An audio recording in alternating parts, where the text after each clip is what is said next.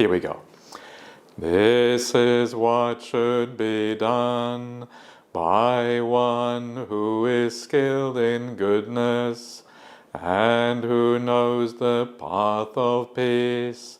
Let them be able and upright, straightforward and gentle in speech, humble and not conceited, contented and easily satisfied, unburdened with duties, and frugal in their ways, peaceful and calm, and wise and skillful, not proud and demanding in nature. Let them not do the slightest thing that the wise would later reprove, wishing in gladness and in safety. May all beings be happy. Whatever living beings there may be, whether they are weak or strong, omitting none, the great or the mighty, medium, short or small, the seen and the unseen, those living near and far away, those born and to be born, may all beings be happy. Let none deceive another, or despise any being in any state.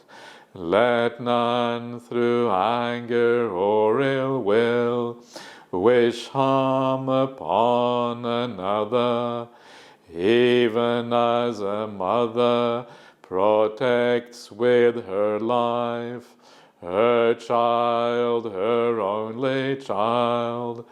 So with a boundless heart should one cherish all living beings, radiating kindness over the entire world, spreading upwards to the skies and downwards to the depths, outwards and unbounded, free from hatred and ill will, whether standing or walking, seated or lying down, free from drowsiness. One should sustain this recollection. This is said to be the sublime abiding.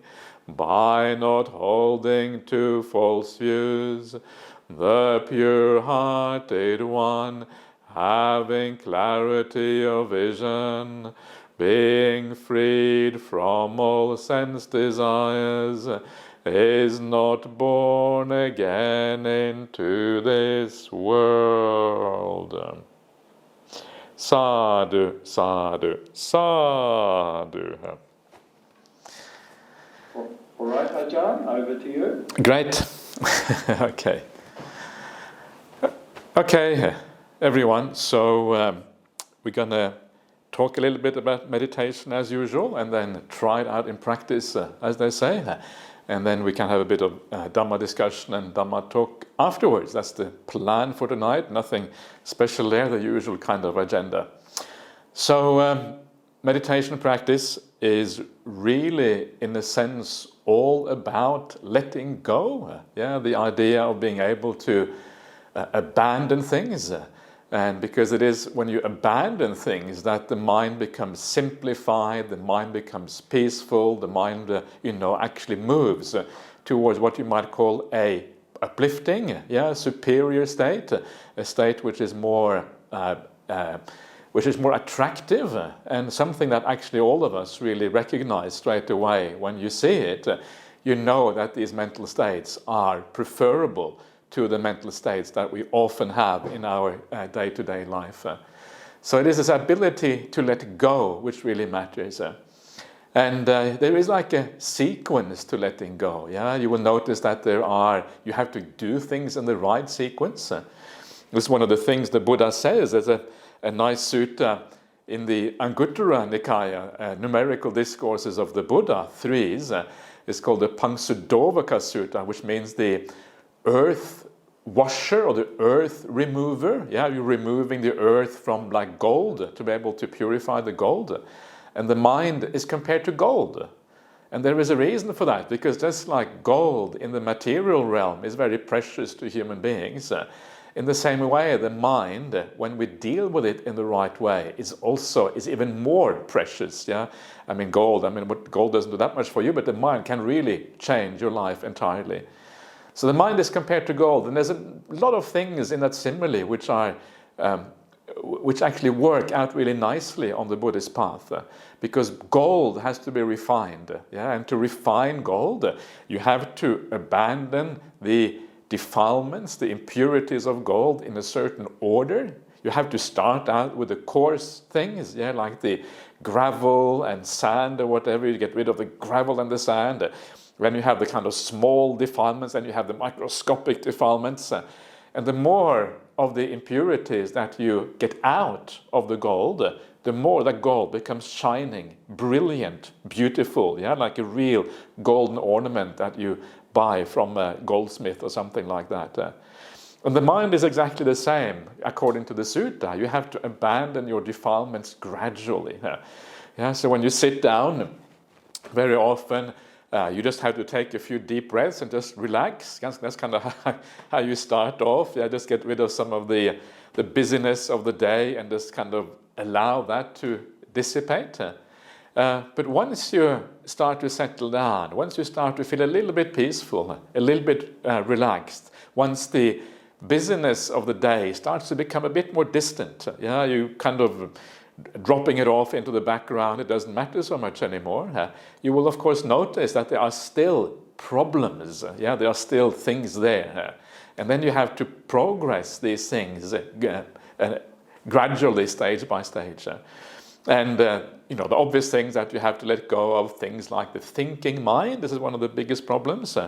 And with each stage of letting go, what we have to do to enable the process of letting go is that you have to, the best way to do this is to remember why the thing that you're holding on to, why it is a problem, yeah, why it actually causes a disturbance. And then the second thing is to remember the happiness that comes from letting it go. Yeah, these are two critical things to remember. Yeah, the why something is a problem. If you understand that something is really dukkha, it is problematic, it is a disturbance in your mind, the more you understand that, the easier it is to get rid of something here. So in your life, remember that. Yeah, try to remember why. I mean, obvious things are things like just bad morality, yeah, or ill will that kind of arises every now and again. The more you understand the danger of these things, that you're kind of letting yourself down, that you are creating suffering for yourself and others, that you are building up bad qualities for the future because these things are habitual. So once you are, you live and you do things that are immoral, you're creating habits, you're creating kind of pathways in the brain or whatever. And then it becomes harder to let it go. So the more you understand all of these downsides, the easier it is to let go when you have to let go. And these are things worthy of reflection in daily life as you go about your business, yeah, whatever that might be, your work or in your family life or whatever it is that you do.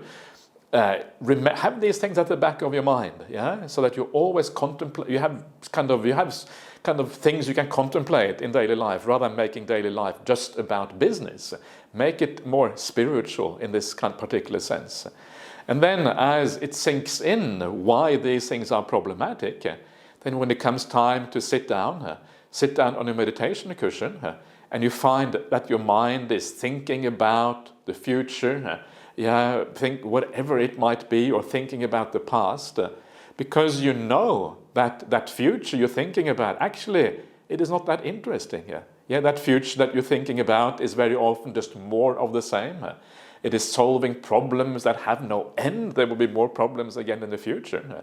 It is the world of the five senses, and the world of the five senses is basically that whole world out there that you read about you see on the news, you read about in the paper or the internet or whatever, all the political instability, all the climate change, all the refugee crisis, whatever it is, that is the world of the five senses. The world of the five senses is not just kind of what you are experiencing now. It's that whole gamut of things, in that world outside. And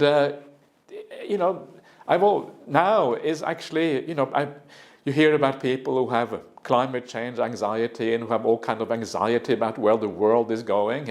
And sometimes I think, there's good reasons for having a bit of anxiety about all this stuff, You can see why people have that problem. I mean, I'm not really surprised at all. But at the same time, it is what it teaches you from a Buddhist point of view, that world is out of control, and it actually enhances your spiritual path because it reminds you that what you're doing now, this is what matters. This is what will secure you a good future, because by building up spiritual qualities within, that is how we secure the future. Not through trying to control the outer world. So you can let go of that outer world a little bit. And when you let go of the outer world, when it becomes less interesting, it means that you don't think about it. Because the future we think about is always the future in the outer world. If that outer world is not interesting, you just stop thinking about it. So this is what I mean by understanding the suffering, the problem in that sense world of sensory experience. And that helps you to let go a little bit of that world. It also means that you don't think so much about the past. Sometimes we think about the past and we think about the good old days. The good old days. Everything was so marvelous in the good old days. You see the good old days with rose-tinted glasses. But the good old days weren't that great. It's just a mirage. It's a kind of a trick of memory that makes us think that the old days were good. It's like a photo album. When you have a photo album like we had, back in the 1980s. I don't know if you have these photo albums anymore, but and my father, he was an expert. He had these photo albums from the 1960s. And he would draw, he'd make his own drawings, and he would write under the pictures and kind of tell the story, and the pictures would be there. And in those pictures, they were always beautiful pictures, always the best pictures that you pick out. Everyone is smiling, everyone is cheery, everyone is happy. And what it does, it creates an illusion about the past. The past is not like the photo album. The photo album is like a cherry-picked idea of the past. It is not actually reality. And our memories work a little bit like photo albums. The things that we remember are often the good things. Unless you have been traumatized. If you have a trauma from the past, it will stay with you. But apart from that, we often think of the good things in the past. And in a sense, that's good, because we don't want to carry the negative ideas with us. But if we attach to it, if we hold on to it, then you may actually end up thinking about it as well. And that becomes problematic in that case. So let that go too. Let go of the past. It is not what you think it was. We have no idea what the past really was. And then that whole world of past and future fades away because you understand the inherent unreliability of that whole world of the five senses. And it's beautiful. People think this is scary, because they think that it means that you lose connection to that world, you lose connection to your family and friends and all of these kind of things. But it is not scary if you do it in the right way. If you do it gently, it is a very beautiful process. It allows you to come into the present. Not the present moment, but the present. Present moment is not a term you find in the sutras. You come into the present, and then you find real meaning in your life, and you create happiness. You create something here and now that you will bring into the future, and that is how you secure the future. And then come climate change, come political stability, come whatever, you have resources within yourself to be able to deal with almost anything, because you have something within you which is very powerful and useful. So use some of these simple techniques to enable your meditation practice. Remember where real happiness is to be found. Remember where suffering is to be found.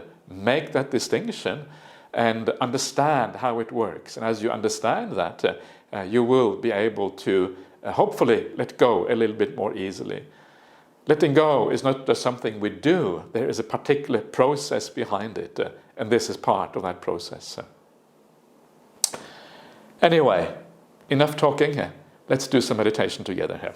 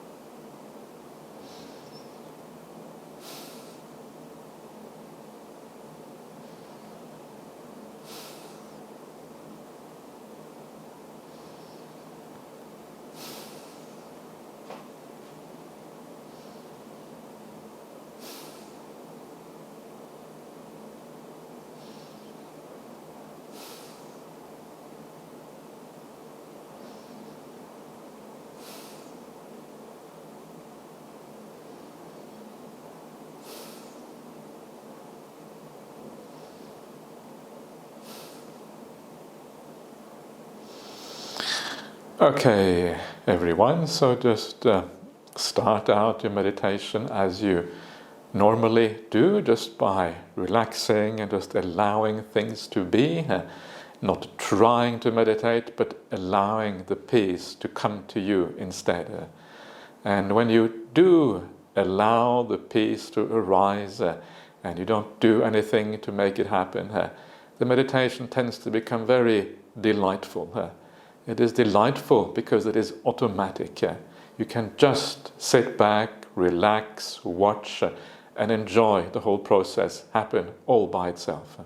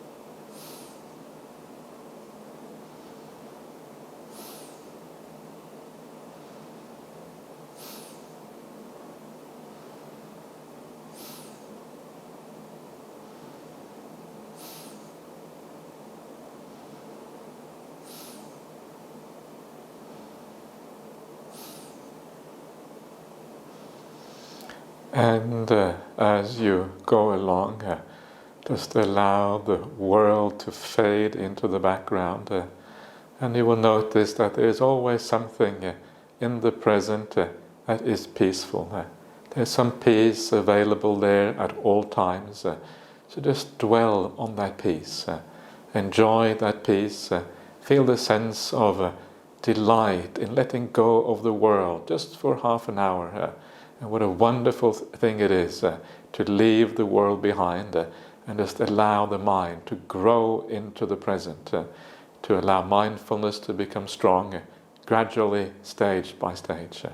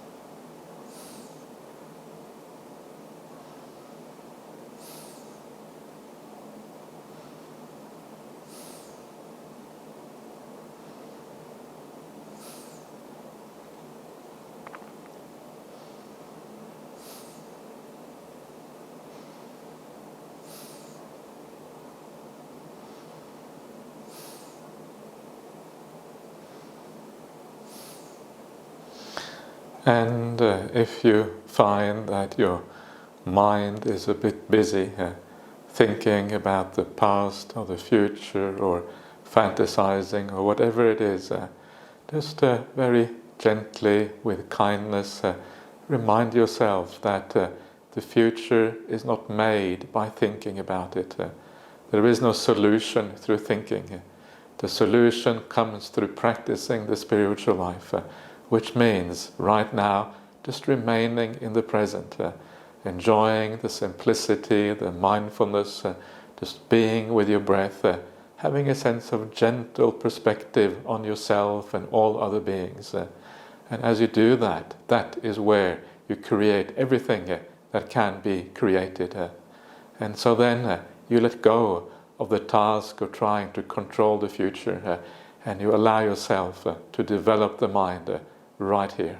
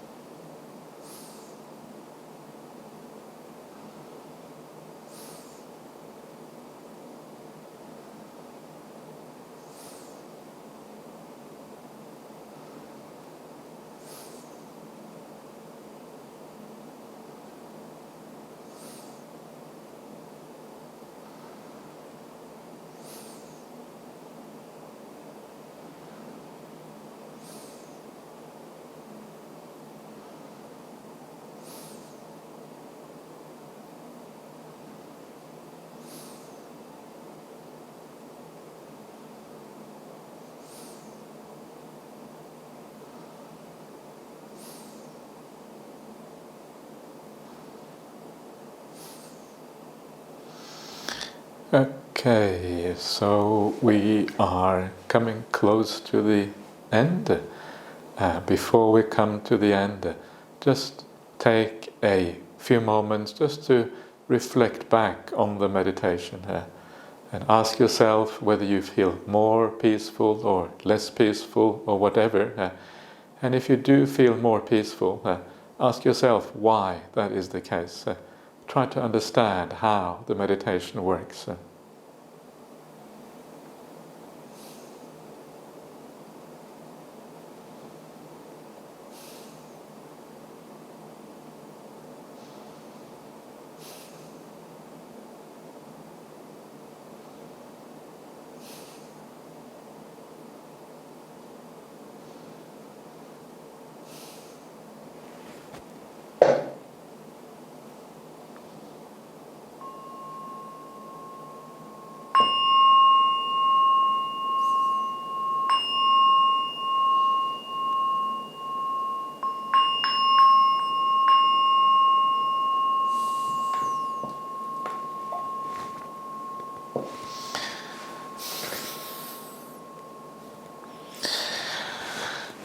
Okay, yeah, everyone, so there you are.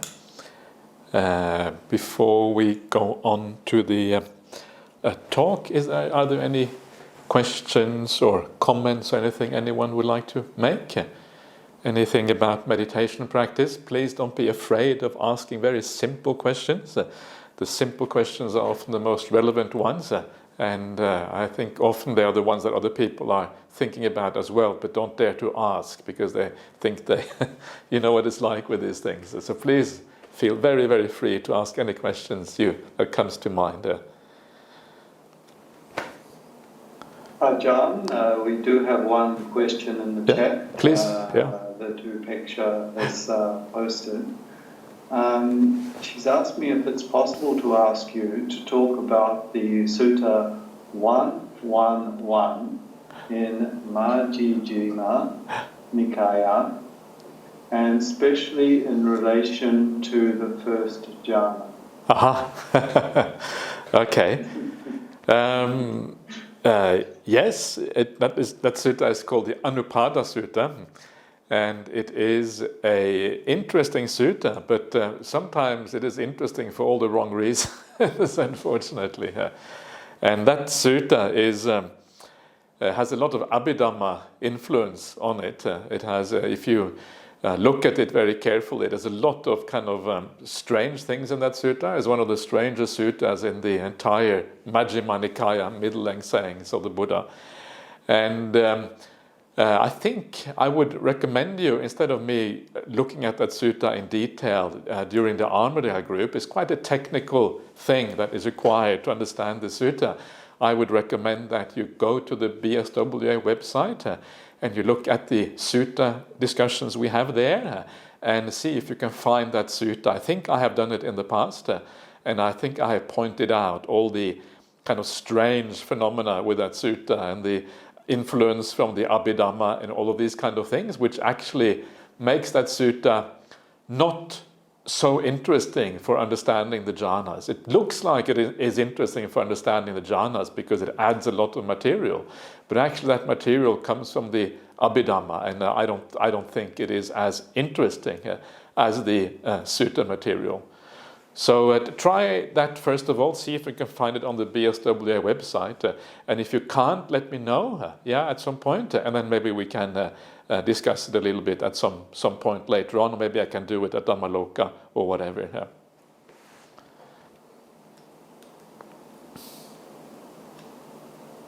Thank you, Ajahn. Yo.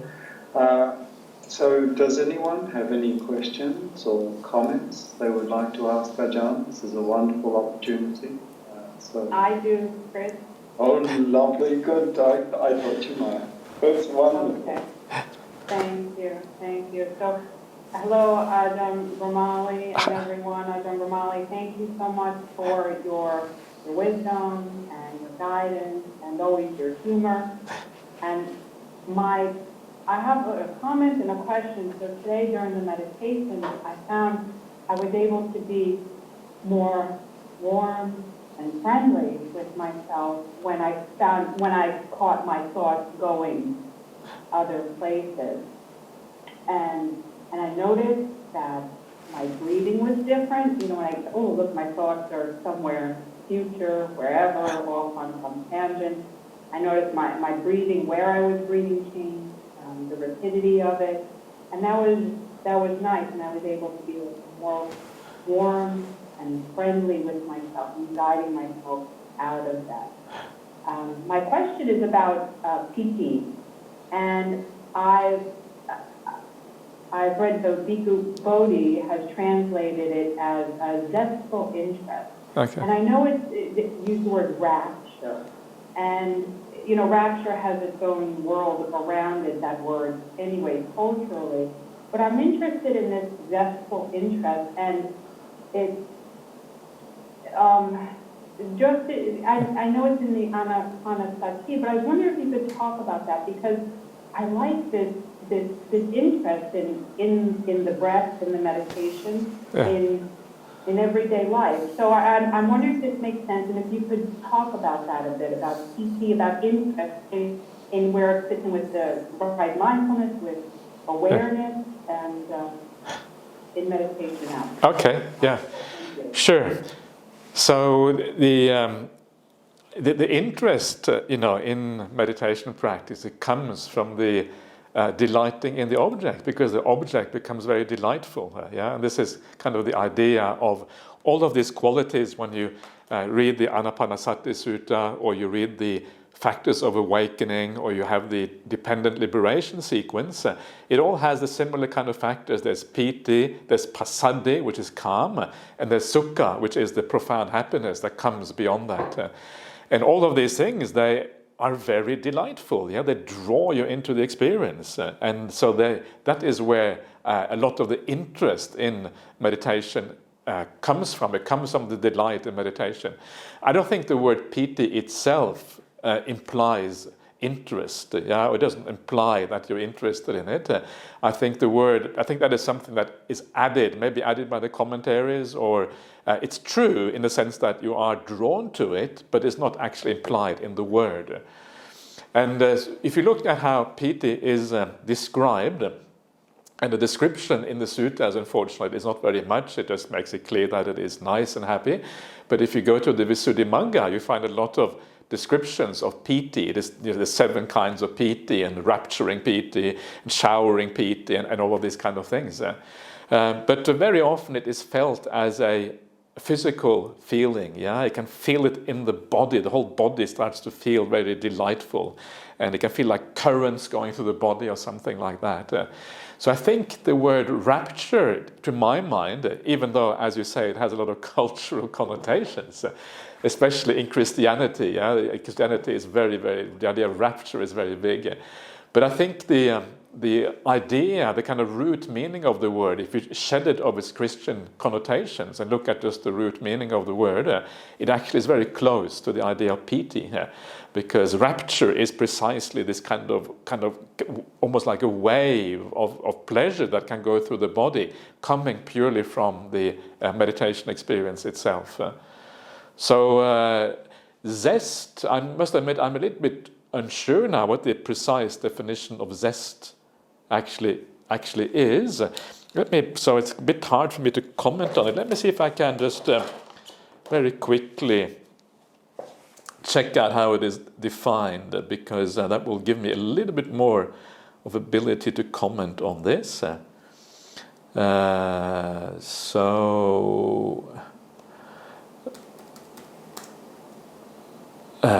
So zest is like enthusiasm, relish. Okay, yeah. This is taken from the Oxford Dictionary, I think. Eagerness, zeal, excitement, verb, delight. So I mean, the zest is, comes very close to what this is about as well. So it is certainly kind of, ballpark.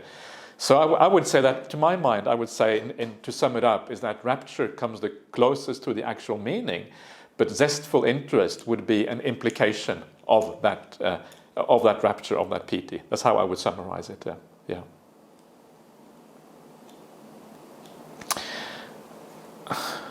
Okay, so Chris, anything else? One small question, Ajahn. Yeah. Hi, Catherine. Yeah. You mentioned, you distinguish between present moment and present. Yeah. And I thought you didn't do that by accident. What was that about? Well, what that is about is that the Buddhist tradition has this idea of the Abhidhamma idea, where we kind of try to atomize the whole world, and we atomize the world first of all into mental and physical phenomena, and we try to that's the kind of the whole idea of the Abhidhamma. But it also atomizes time, so you have atomic units of time. And these are called moments in the Abhidhamma. Kana is the technical term used in the Abhidhamma. And this is actually foreign from the sutta. The suttas don't have this idea of momentary experiences.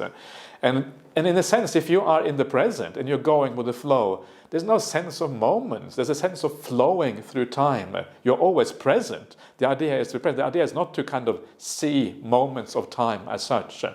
So when we have mindfulness, you try to flow with experience rather than try to kind of atomize it into kind of individual units of time.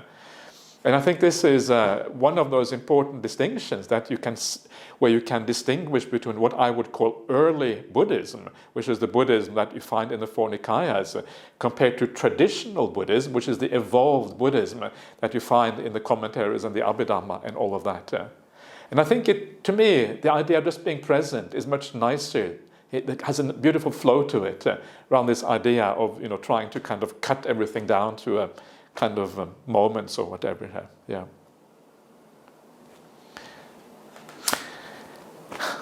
Okay. Yes. So. John, yes. if you would like to continue with your talk, I'm sure people would be most interested in hearing. Continue if you would like. Yeah, sure. So, I'd be very happy to do that, of course. Is it possible for me to share my screen with people, Chris?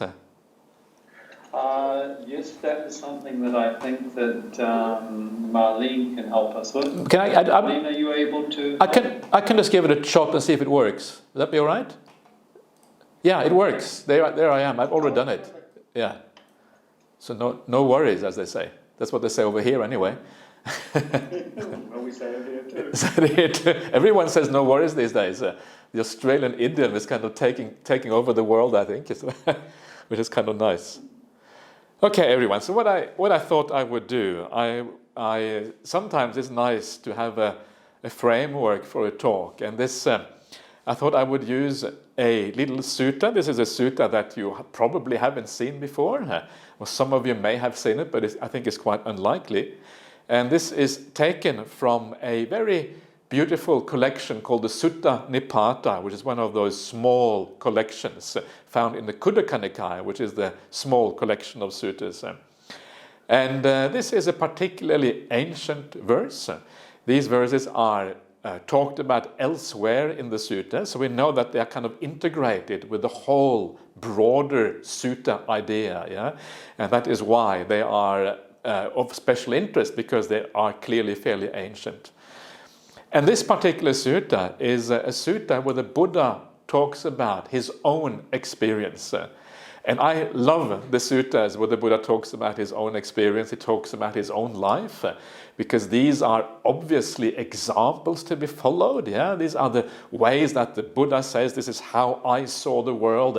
I understood the world with right view in a certain way. And because of that, I was able to find this thing he calls awakening and wake up to the reality of the world. And I find these autobiographical suttas of the Buddha very, very powerful. And there's a fair number of them, but there are some that are very obscure and some that you probably have never heard about. And this is one of these that is a little bit obscure and you may not have heard about before. So I wanted to read out, it's a poem, by the way, this is all in verse. And one of the things that I certainly like prose a lot, because prose is often very precise. The Buddha gives a very precise teaching, 7 awakening factors, and he defines them and he explains them. And this is all very useful. But verse is often more inspirational. And one of the very important things about the Dhamma is that it should have 2 aspects. It should be about understanding the teaching, so we know what we're doing. Piti, passaddhi, sukha, all these kind of things. But it should also be something to inspire us, something that elevates us, lifts us up. And when we feel uplifted and inspired, that is when we will have success in the meditation practice. So the Dhamma should have this twofold ability. And verse is often not so interesting for precise doctrinal statements about what Buddhism is about, but it is often very useful to lift us up, and to make us inspired. That's kind of the purpose of verse, whether it's in Pali or in English or in French or in German or in I was going to say in American. I'm not sure that's a separate language yet, but in Norwegian, whatever the language is, it is inspiring to read verse, and this is the same thing in Pali. So let me, I want to read this whole poem out to you with all the verses in it. And then I will go back to the beginning and I will explain some of the things that I find very interesting about this particular poem. So this poem is called Taking Up Arms, or Taking Up Violence, maybe is another way of translating this. And I noticed there's something has gone slightly wrong here, but never mind. So taking up violence or taking up arms. Let me just read through this particular poem. So this is the Buddha speaking. Peril stems from those who take up violence. Just look at people in conflict. I shall extol how I came to be stirred with a sense of urgency. I saw this population flounder like a fish in a little puddle. Seeing them fight each other, fear came upon me. The world around was hollow. All directions were in turmoil. Wanting a home for myself, I saw nowhere unsettled. But even in their settlement, they fight. Seeing that, I grew uneasy. Then I saw a dart there, so hard to see, stuck in the heart. When struck by that dart, you run about in all directions. But when that same dart has been plucked out, you neither run about nor sink down. Whatever attachments there are in the world, don't pursue them. Having pierced through sensual pleasures in every way, train yourself for nibbana, or for quenching. Be truthful, not rude, free of deceit and rid of slander. Without anger, a sage would cross over the evils of greed and avarice. Prevail over sleepiness, sloth and drowsiness. Don't abide in negligence. A person intent on nibbana or quenching would not stand for arrogance. Don't be led into lying or get caught up in fondness for form. Completely understand conceit and desist from hasty conduct. Don't relish the old or welcome the new. Don't grieve for what is running out or get attached to things that pull you in. Greed, I say, is the great flood, and longing is the current. The basis, the compulsion, the swamp of sensuality, so hard to get past. The sage never strays from the truth. The Brahman stands firm on the shore. Having given up everything, they are said to be at peace. They have truly known, they are a knowledge master. Understanding the teaching, they are independent. They rightly proceed in the world, not coveting anything here. One who has crossed over sensuality here, the snare in the world so hard to get past, grieves not nor hopes. They've cut the strings, they're no longer bound. What came before, let it wither away, and after let there be nothing. If you don't grasp at the middle, you will live at peace.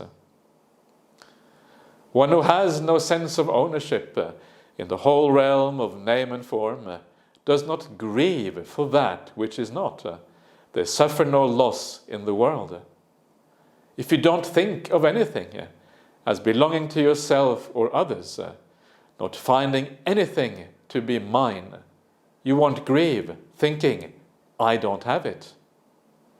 Not bitter, not fawning, unstirred, everywhere even. When asked about one who is unshakable, I declare that that is the benefit. For the unstirred who understand there is no permanence of deeds, desisting from instigation, they see sanctuary everywhere. A sage doesn't speak of themselves as being among superiors, inferiors, or equals. Peaceful, rid of stinginess, they neither take nor reject. So that is a little poem for you. You can see it's actually a very profound poem. It starts off fairly simply, but the last half, the last 2/3, is actually very, very profound, and it's really just a declaration of what it means to be an arahant, a fully awakened being. So it's profound, but I think the very first part of it is a part that I like a lot. I want to spend a little bit of time just looking at the very first part. Let's go back to the beginning again here. So here we have the Buddha, and he is talking about what gave him a sense of urgency, and it's very fascinating, because what you will see here is that the things that gave the Buddha a sense of urgency is exactly the same thing that tends to stir us up in the present day. The things that we are worried about in the world, the things that are problematic with the world, And if we deal with those things in the way the Buddha dealt with them, they will also give us a sense of urgency, a sense of the importance of the spiritual path, a sense of the importance of actually the world just isn't that interesting because the world is so inherently problematic. This is kind of the idea here. And it's the Buddha saying this. I think that's kind of awesome, because the Buddha is this sort of... He has such an amazing personality. The Buddha is like, he is in the Buddhist circles, we kind of put the Buddha quite rightly on a very, very high pedestal. And yet the Buddha experiences the world in exactly the same way that we experience the world. So you can really learn something from this. So he starts off here by seeing the violence in the world. The peril stems from those who take up violence. Just look at people in conflict, how the world, how it is inherent to the world, the idea of violence, the idea of conflict, the idea of war, the idea of people not getting on together, This is inherent in the world. And the Buddha, this is what he's talking about here. And when he sees that, then he gets this sense of urgency overcoming him. So he talks about the population floundering, how we are always kind of thrashing about, we are living in a society which is always restless, always agitated, and we are all kind of there's this kind of problem, like a fish in a small puddle. We have this little planet together, and we're kind of all thrashing about on this planet, moving about, ever agitated, ever restless, always but without finding a solution. We don't find any way out. The whole planet is infected by the same problem, and that's why we're all floundering in our little fish pond, which is called the planet Earth. So this is kind of the problem. There is no, if you are an ordinary person, there isn't any path out of this. The planet is all we have, and there is no obvious solution to that problem of floundering and thrashing about and being agitated and violence and all of these kind of things. And this is the problem. So the Buddha says, seeing all of these people fighting with each other, and fighting here means not just fighting in a literal sense, but it means fighting in terms of how we speak to each other, how we think about each other. Yeah, this whole thing that we just cannot seem to get on. Yeah, one nation against another one neighborhood against another one family member against another family member. When we see this, the Buddha says, fear came upon me. And it's interesting. Yeah, here we have the greatest spiritual master in human history. To me, there's no doubt that the Buddha stands out among all spiritual teachers. The Buddha is kind of supreme. And you probably would say, I would say that because I'm a Buddhist monk, but I think, there's something about the sutta that brings that out in a very, very powerful way. And the greatest spiritual master in human history, when he sees the human condition, he becomes fearful. That's really powerful, right? This is really powerful. Here is someone you would expect to have the ability, the personal resources, the inner strength to deal with these things. If anyone can deal with this, it would have to be the Buddha to be. He's not the Buddha yet at this point, but still, he obviously has very powerful personal qualities to enable him to later on become the Buddha. So he becomes fearful. Yeah, and if he becomes fearful because he sees that we are all trapped in this cycle, everlasting cycle of violence, just going on and on and on, well, then there is good reason for us too to be a little bit anxious about the world, yeah? To understand, we can start to understand why it is that people have a bit of anxiety about the world. These days, whether we call it climate anxiety, you call it political anxiety, whatever you call it, it kind of makes sense, yeah? Because the world really is out of control. We are all floundering, we're thrashing about, not finding solutions, just fighting each other over and over and over. Look at human history, it hasn't changed at all, and it's still happening here. So this is the beauty, and this is kind of the idea here of having this sense of urgency that arises out of this, seeing the world being out of control, being so inherently problematic. That gives the spiritual path profound value for each and every one of us when we see that, because we understand.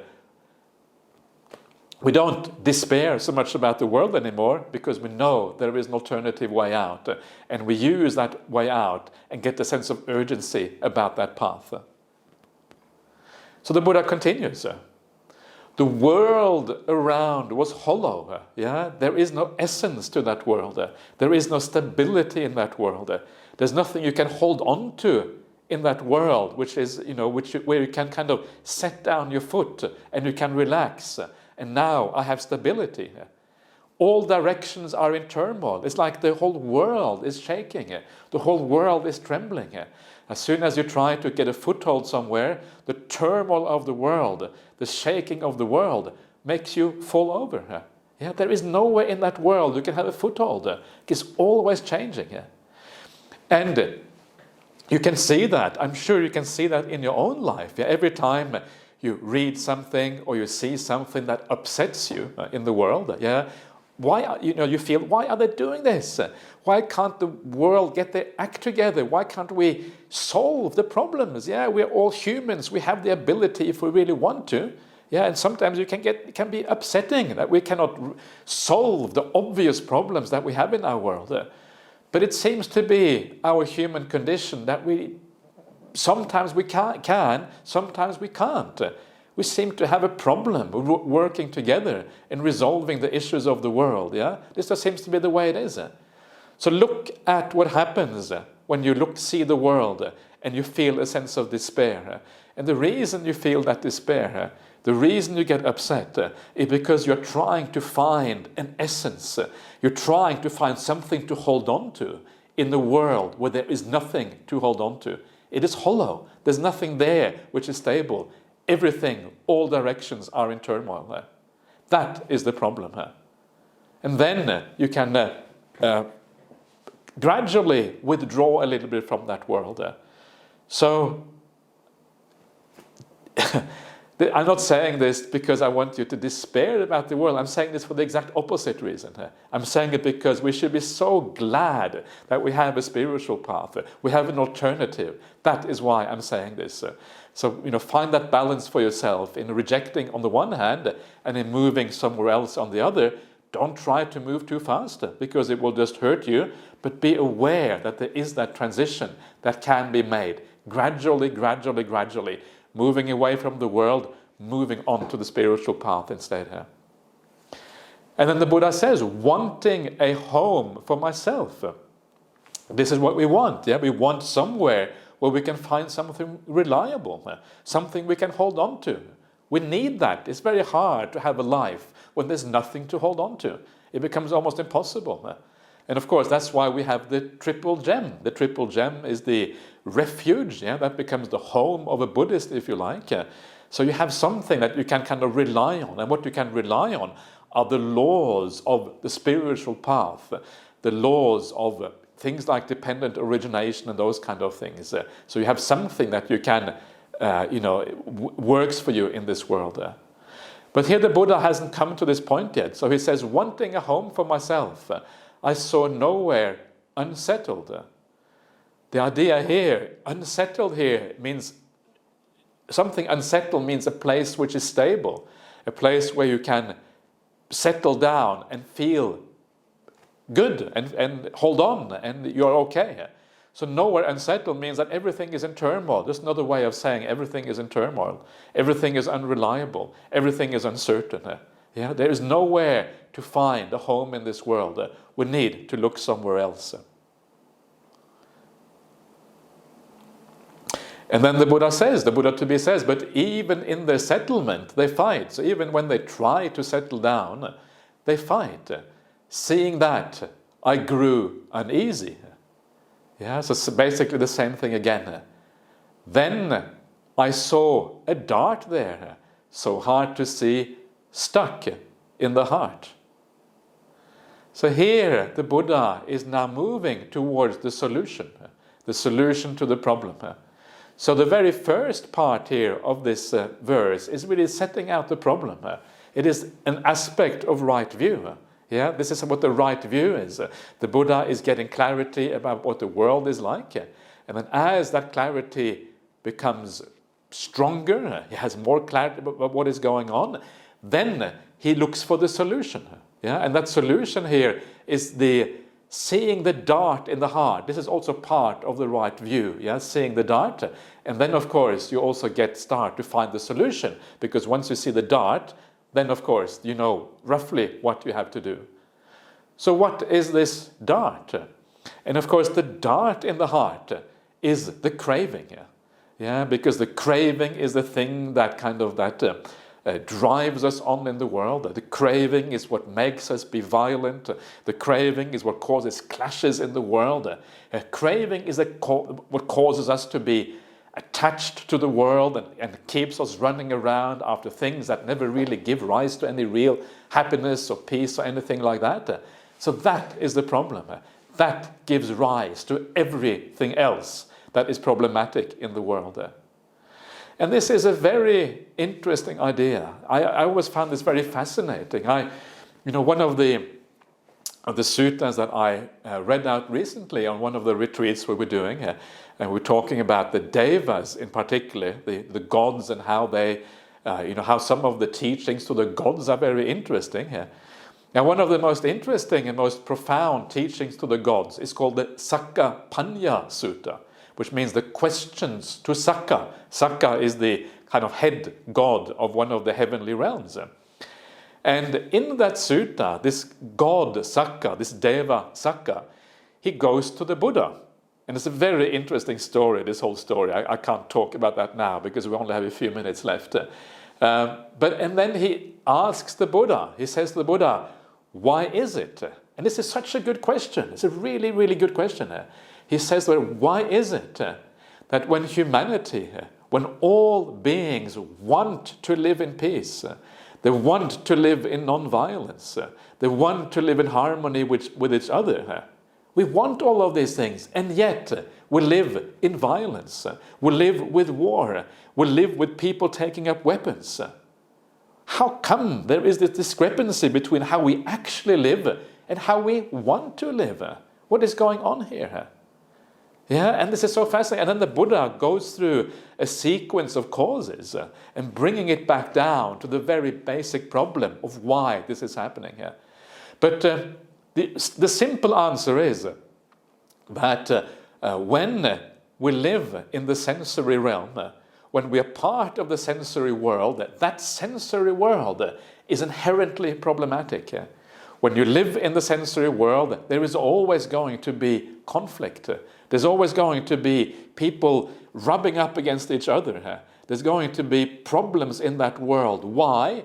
Well, because the sensory realm is the world outside. And the world outside is something we share. And because we share it, we're going to fight over it. There's only so much resources. Everyone wants more resources. There's only so many partners to be had in the world. We want the same girlfriends and boyfriends. We want the same promotions. We want the same money. We want the same material things, the same house, the same whatever. And because of this, there's going to be inherent conflict in that world. And to me, that is a very powerful statement. Because what that statement means is that this world of ours is so flawed. Yeah, it is flawed at a very fundamental level. And this is exactly what the Buddha is saying here. Yeah, the idea of people floundering, in the little pond we call the earth, and because they are floundering in that pond that we this society that we try to live together in, always fighting each other, not being able to extricate themselves from that problem. And the reason they cannot extricate themselves is because this is the nature of this society. The only way to extricate yourself is through the spiritual practice. It's from an internal change, not an external change. And this is the power of the spiritual path.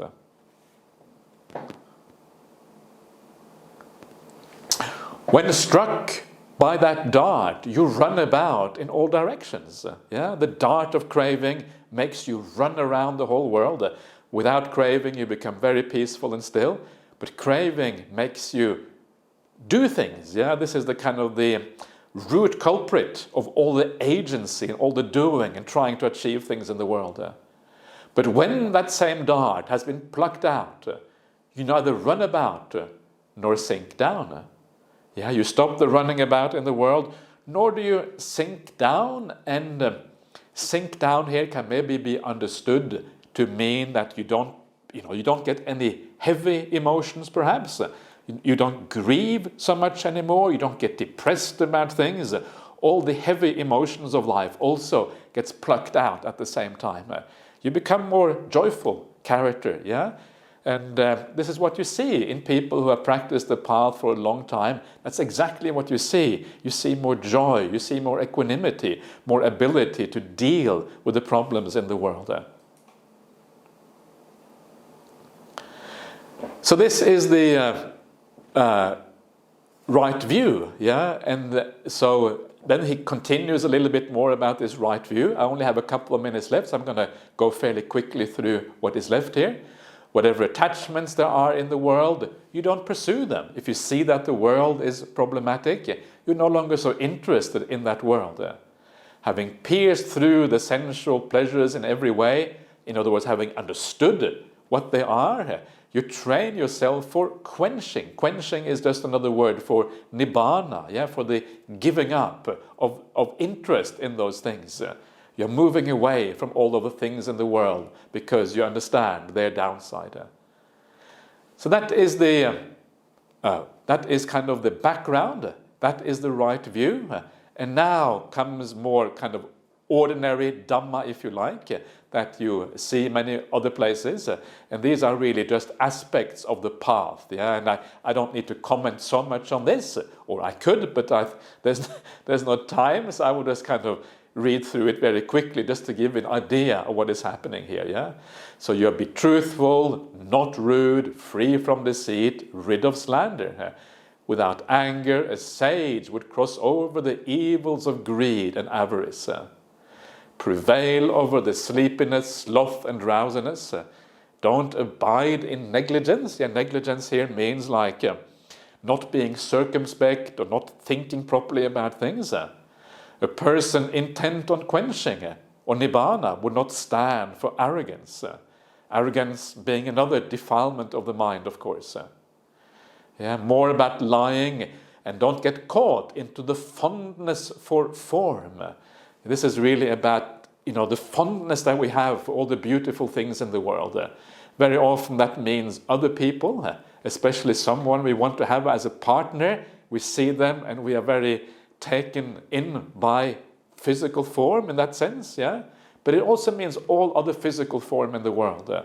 So this is kind of a small, if you like, refinement on the kind of normal way of thinking about desire, etc. Completely understand conceit, desist from hasty conduct.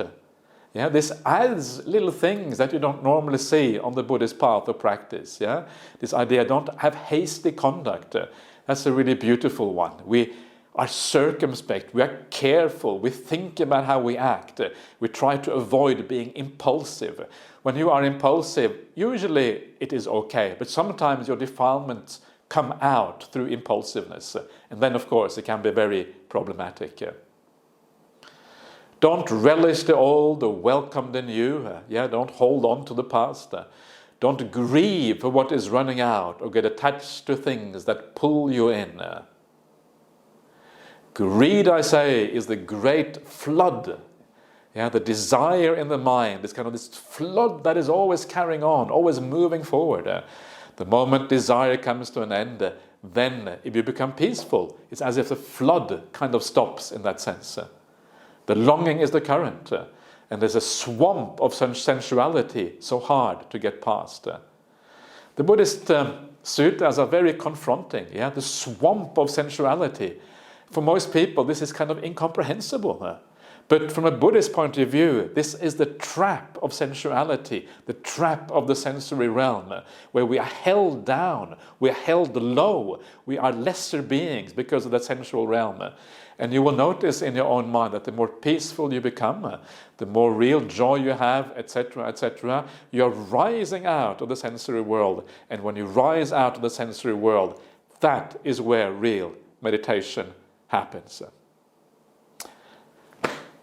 So I will stop there because I think I have made the points anyway of the most important aspects of the sutta. So I apologize for not being able to finish it off, but I think we have seen what really is the most interesting part of it. So there you are. So marvelous to see you all.